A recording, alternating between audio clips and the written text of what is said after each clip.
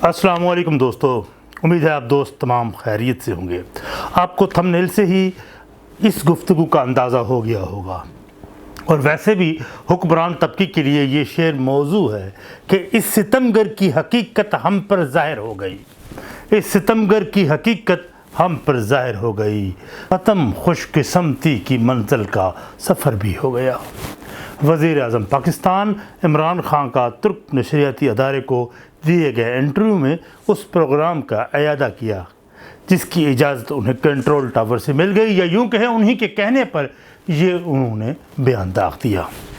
انہوں نے ایک بار پھر افغانستان کے حوالے سے دو ٹوک موقف پیش کیا کہ امریکہ کو طالبان کی حکومت کو تسلیم کرنا پڑے گا، اس طرح یورپ، چین اور روس کو بھی طالبان کی حکومت کو تسلیم کرنا ہوگا۔ انہوں نے کہا کہ افغان حکومت اپنے قومی بجٹ کا 75% بیرونی امداد پر انحصار کرتا ہے۔ اب افغان عوام کو خطرہ ہے کہ طالبان کا اقتدار پر آنے کے بعد بیرونی امداد کا سلسلہ ختم ہو جائے گا۔ اگر طالبان کو فوری طور پر امداد مہیا نہ کی گئی تو افراتفری پیدا ہوگی، اور اگر مالی بحران کی وجہ سے افغان حکومت گر جاتی ہے تو نتائج انتہائی سنگین ہوں گے اور انسانی بحران جنم لے گا۔ اگر پاکستان تنہا افغانستان کو تسلیم کرے گا تو اس سے کوئی فرق نہیں پڑے گا، ہم سب کو ان کی حکومت کو تسلیم کرنا ہوگا۔ امریکہ طالبان کی حکومت پر آنے سے سخت صدمے میں ہے، اب وہ قربانی کا بکرا ڈھونڈ رہا ہے۔ اسی طرح عمران خان نے اپنی دانش کے موتی بکھیرتے ہوئے کہا کہ طالبان پر شمولیت حکومت کی رائے مسلط نہیں کرنی چاہیے کہ وہ دوسرے لوگوں کو بھی اپنی حکومت میں شامل کریں، کیونکہ یہ مداخلت ہوگی، اور طالبان کو چند لوگوں کو منتخب کرنے کا مشورہ دیا گیا تو وہ اس کی مخالفت کریں گے۔ امریکہ ان پر اپنی رائے مسلط نہیں کر سکتا۔ ایک اور سوال پر وزیر اعظم نے کہا طالبان کی حمایت مذہبی بنیاد پر نہیں بلکہ اس کی وجہ ان کا پشتون ہونا تھا۔ وہ پاکستان کی کالعدم تحریک طالبان سے امن کے لیے بھی بات چیت کرنا چاہتے ہیں، ان سے مذاکرات کے لیے افغان طالبان بطور ثالث کردار ادا کر سکتے ہیں۔ دوستو، کیا یہ محض خوش فہمی تھی کہ پاکستان افغان طالبان اور امریکہ کے مابین صلح کرانے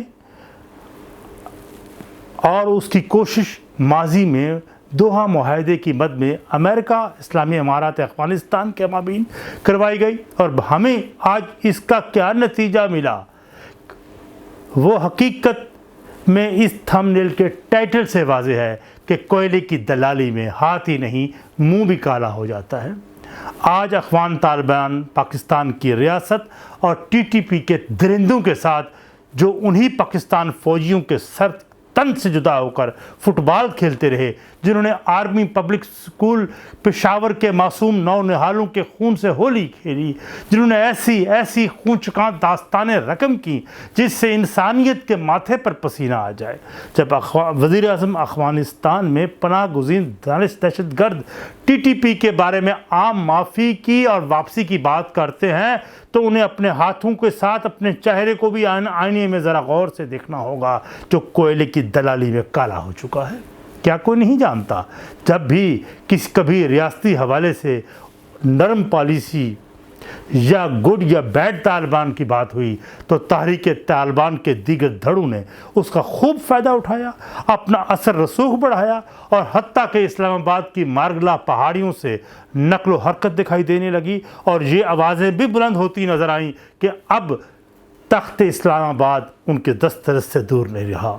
سب جانتے ہیں کہ پاکستانی طالبان نے افغان طالبان ان کے امیر کی شرعی بیعت اور اطاعت کر رکھی ہے۔ وہ افغان طالبان کے ہم رکاب ہو کر امریکی افواج کے ساتھ ماضی میں نبرد آزما رہے، برسر پیکار رہے۔ اب حکومت پاکستان کی درخواست پر افغان طالبان کی مداخلت پر ٹی ٹی پی نے 20 اکتوبر تک جنگ بندی کر کے اپنی شرائط تسلیم کروانے کے لیے ڈیڈ لائن دے دی ہے۔ جی ہاں، کوئلے کی دلالی میں منہ کالا۔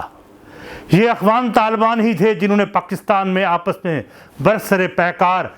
طالبان کے جتھوں کو متحد کیا اور انہیں مزید عسکری اور گوریلا وار لڑنے کی باقاعدہ تربیت دی۔ یہ افغان طالبان کی امداد مستقبل میں بھی جاری رہے گی جب وہ پاکستان میں اپنے کارروائیوں میں شدت لائیں گے۔ کون نہیں جانتا کہ طالبان افغانستان کے تنہا مالک ہے، ان کی اجازت کے بغیر وہاں چڑیا بھی پر نہیں مار سکتی، اور اللہ معاف کرے TTP والے یعنی تحریک طالبان پاکستان بھی جب اپنی یلغار اور عسکریت کے حوالے سے حملہ آور ہونے کے لیے آمادہ ہے اس وقت، اور یقین کریں پاکستان میں بڑے بڑے جفادری تصویریاتی ماہرین اور مولانا حضرات بھی ان کے لیے فضا تیار کرنے میں جٹ گئے ہیں۔ اب سوال یہ پیدا ہوتا ہے، کیا اس پالیسی کو جسے نیشنل ایکشن پلان کا نام دیا گیا تھا، جو آرمی پبلک اسکول پشاور پر حملے کے بعد قومی اتفاق رائے سے مارز وجود میں آیا تھا، تو وزیر اعظم عمران خان کے اس بیان نے اسے مسترد تصور کیا جائے؟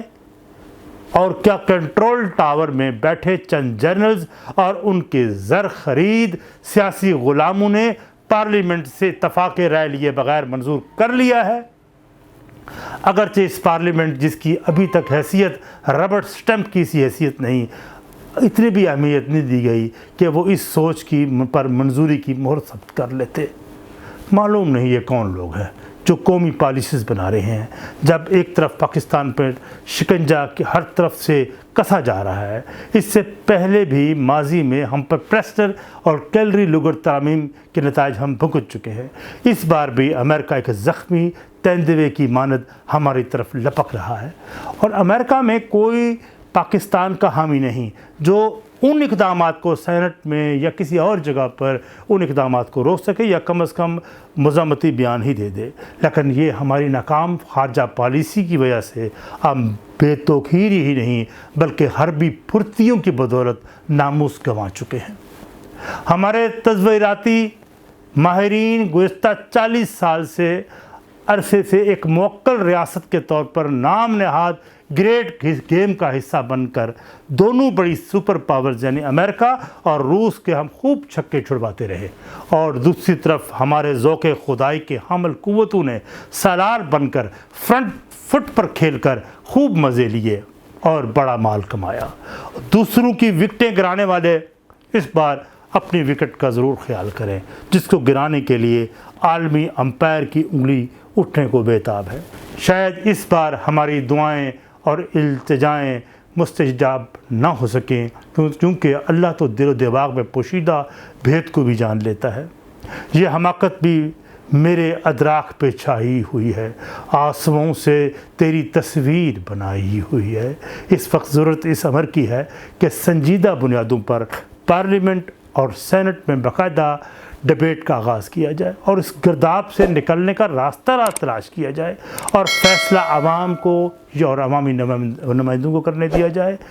بہت شکریہ، والسلام۔